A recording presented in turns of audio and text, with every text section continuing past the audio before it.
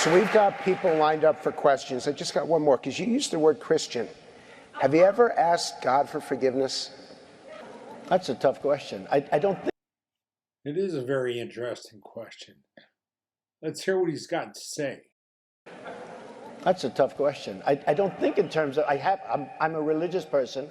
Shockingly, because people are so shocked when they find this out, I'm Protestant, I'm Presbyterian. And I go to church and I love God and I love my church. See how he's deflecting already? It's a simple question. Yes, no. Oh, well, And Norman Vincent Peale, the great Norman Vincent Peale was my pastor. The Power of Positive Thinking. Everybody's heard of Norman Vincent Peale. He was so great. Let's have a look at some of Norman Vincent Peale. You may have heard, maybe not, but The Power of Positive Thinking, written in the 50s, 52, I believe. But let's see what some of the stuff from Norman Vincent Peale we've got. I've got some quotes here. Norman Vincent Peale said, "The way to happiness is to keep your heart free from hate." Oh, isn't that nice? Your mind free from worry. Live simply, expect little. Donald Trump does not live simply. Expect little and give much. Scatter sunshine, forget self, and think of others. Wow, isn't that something? This doesn't sound like very gospel to me. It's just the fluffy duffy words. Something else he said, God is everywhere, but as many Christians have critiqued Peale, including the Episcopalian theologian John Crum, he denied the very heart of the Christian faith and replaced it with his doctrine of positive thinking. Many Christians critique Peale as being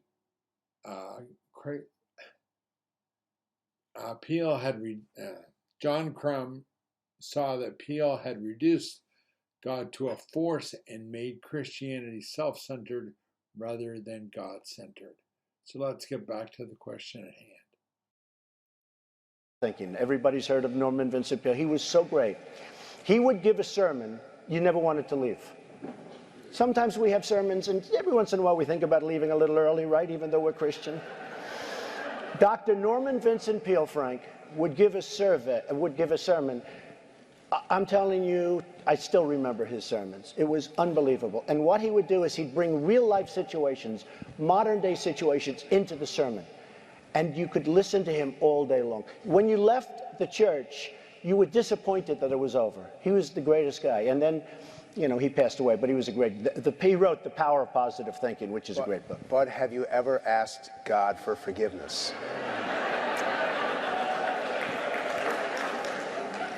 I'm not sure I have. I just go and try and do a better job from there. I don't think so. I think if I do something wrong, I think I just try and make it right.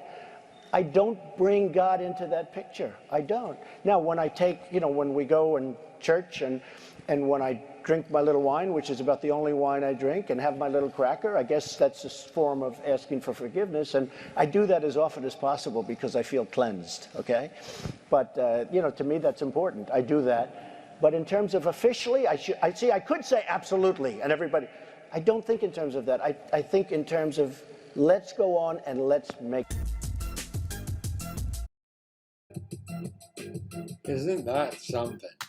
So I don't think in those terms. Officially, I go and take my cracker every now and again. But wow. But let's compare that to Charlie Kirk. What does he say right off the top here? Charlie? I don't blame people for saying that I'm a political guy. That is my day job, right? And so I'm focused on the second most important thing that I think a human being can focus on. So then, of course, everyone says, what's the first thing? Okay, well, the first thing is winning souls for Jesus Christ. Most important thing. Well, then, Charlie, what's the second thing? To make sure you can do the first thing. Thanks for coming. God bless you. Thank you for having me. So, Charlie, who are you? Where did you come from? How does all this stuff happen?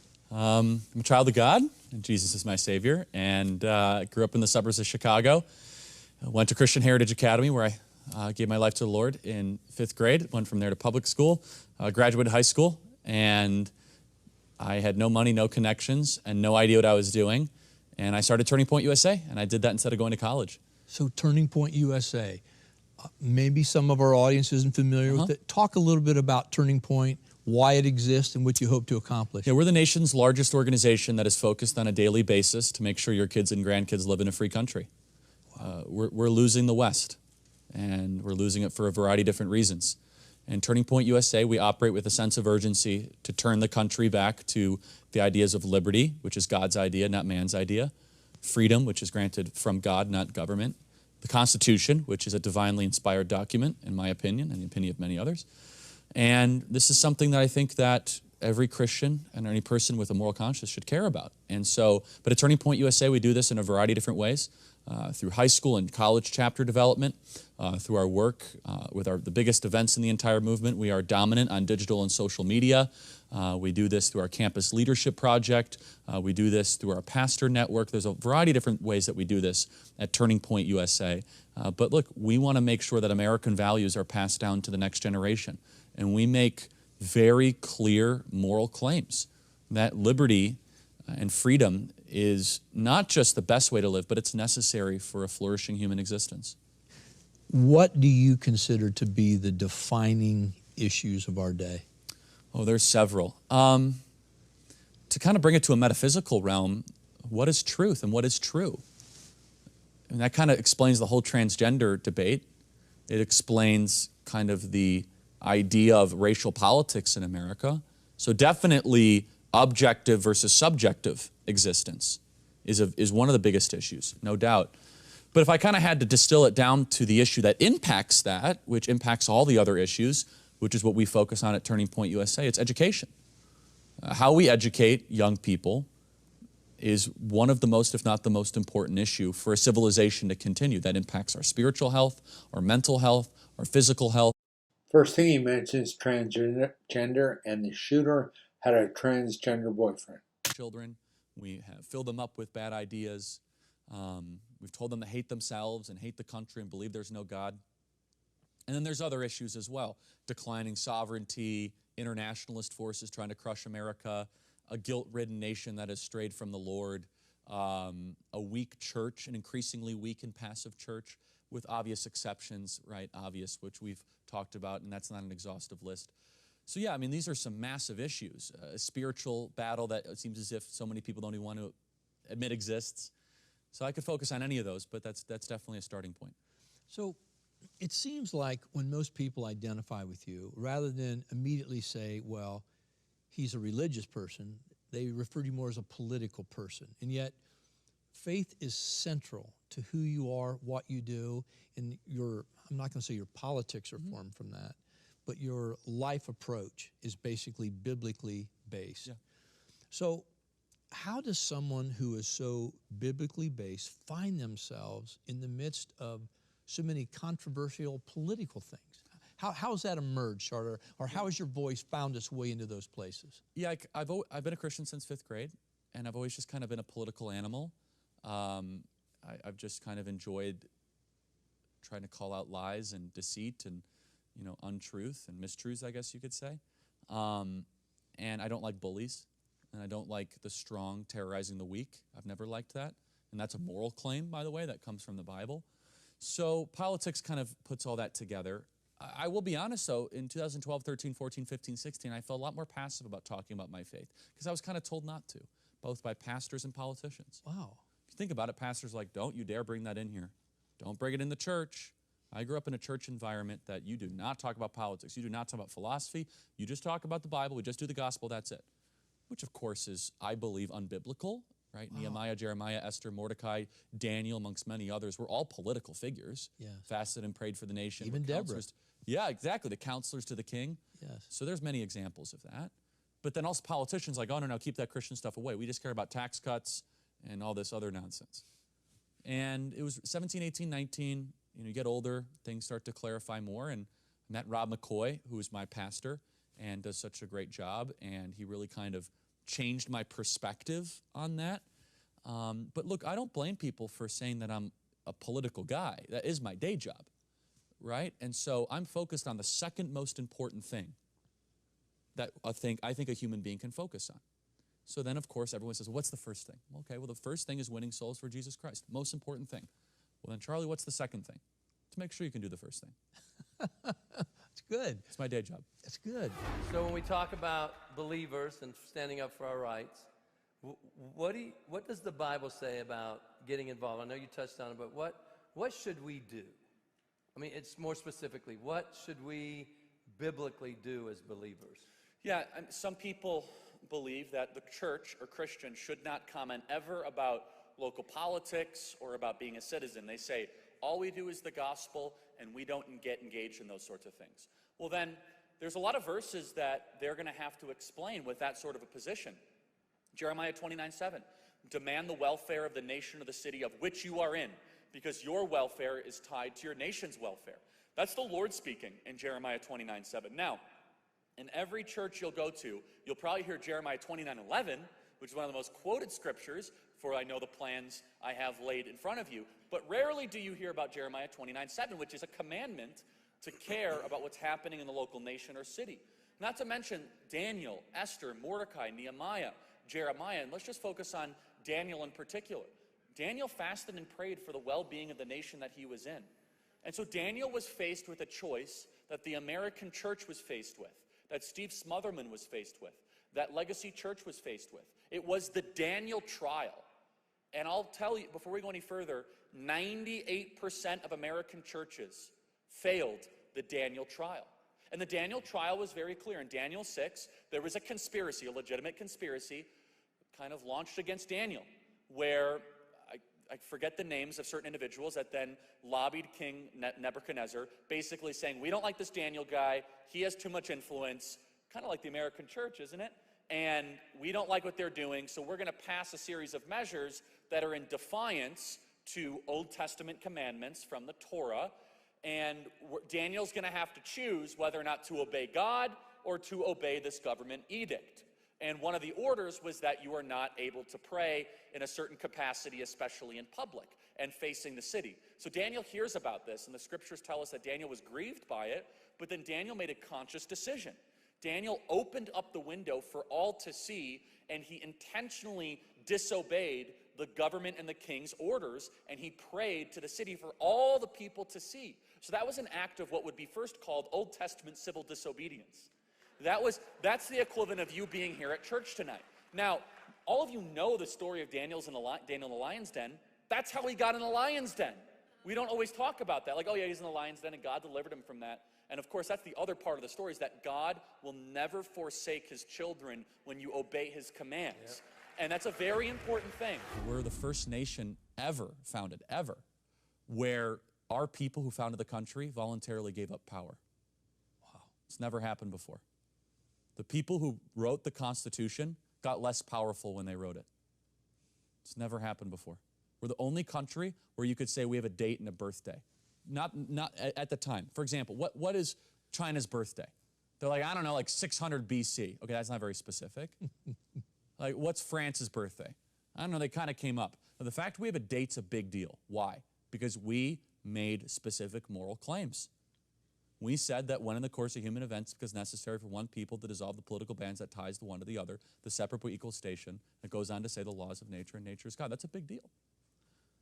And we made moral claims of that. And with 55 out of 56 of the signers of the Declaration of Independence were Bible-believing, church-attending Christians.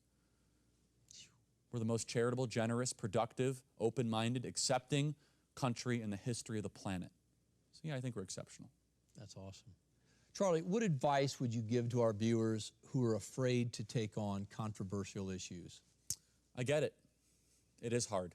So you just have to admit one truth, and then you could chart your course from there, which is you will not be able to get your country back and keep everything you have. It's impossible. You will lose friends, you'll lose contracts, you'll lose relationships, but you will gain in wisdom and in courage, and you'll actually end up gaining in friendships that matter. So no, the fear is totally correct if those things matter to you. What can we do to stay informed and not get overwhelmed? Yeah, so that's the other thing where people say, what can I do? What can I do? What can I do? Learn every day. Dedicate time to learn. I love learning. And learning is so important because it will make you less anxious about what's happening around you. And so, for example, if you know the characteristics of a constitutional republic and where they're trying to head us, you have such clarity on what their plan is, and then you'll be informed and empowered on how to stop it. You'll know what the Constitution says and does. Separation of powers, consent of governed, independent judiciary. All these are unique characteristics of a constitutional republic. And I know a lot of people watching this are just, I feel like I'm losing my country. I feel like I'm losing this. And there's three ways. There's three ways people react to it, right? They react to it by being despondent and they just check out. Like, I'm done. Yeah. Wrong answer. Yeah. Daniel fasted and prayed for his nation. Jeremiah 29:7, which is demand the welfare of the nation of which you are in, because your welfare is tied to the nation's welfare. Wow. That's the Lord speaking. Wow. It's good. The next category is people get radical. They start believing weird stuff. Stop that. Like, if it comes from some sort of weird website that has like 50 numbers in it, it's just stop going down the rabbit hole and all that. I mean that. That's a big problem. Yeah. So then, like, there must be a deeper plan at play. Probably isn't. Actually, I know all the actors. Probably not. Okay? Or the third thing you do is just act. Make hope happen. Do everything you can and leave the rest up to the Lord. Good. The next category is people get radical. They start believing weird stuff. Stop that. Like, if it comes from some sort of weird website that has like 50 numbers in it, it's just stop going down the rabbit hole and all that. I mean that. That's a big problem. Yeah. So then, like, there must be a deeper plan at play. Probably isn't. Actually, I know all the actors. Probably not. Okay? Or the third thing you do is just act. Make hope happen. Do everything you can and leave the rest up to the Lord. Sure, you can do the first things and second.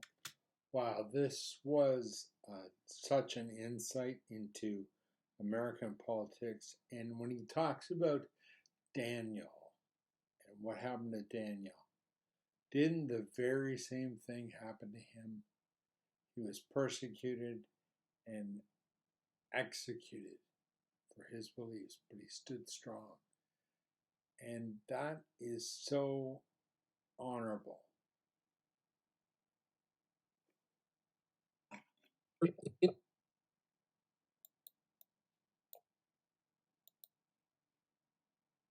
Sure, you can do the first things and second. Wow. Charlie, big difference, eh? I think the assassination of Charlie Kirk was more important than the attempted assassination of Donald Trump. And here's why. Because I think it's a spiritual battle. I think that Charlie has raised up many martyrs because of this. People have picked up the figurative microphone. They are stronger in their faith because of what happened to Charlie. He spoke about Christ in glowing terms and that he was a sinner that needed a Savior, and that only Savior was Jesus Christ. And he proclaimed that without fail, without wavering. Always spoke in those terms. Donald Trump, I don't think I have. Once in a while, I do this, I do that, but he doesn't think he needs to be forgiven, and that is really troubling. So, but the battle is the Lord's, and we've seen over and over throughout history, Satan does not learn. He tried to kill Jesus, and then that raised up the followers. When he resurrected, his followers were like, this guy, there's something now. It all clicks. All his teachings click. He appeared to 500 people, as shown in Corinthians 15. As shown in Corinthians 15:6, he appeared before 500 people, some of which were still alive when Paul wrote that. So they could verify his words. Some of them were still alive. And they could say, yeah, I saw him. So, I mean, these people, wow. And then in Rome, Nero tried to kill the Christians by showing other Christians, other people that wanted to follow Christ, that he could burn them at the stake, he could kill them, throw them in front of the lions, all that. But the Christians did not waver. They followed Christ, even to death, like a lot of the apostles did as well. So there's the big difference. There's the big difference between Trump and Charlie Kirk. And that difference is the gospel of Jesus Christ.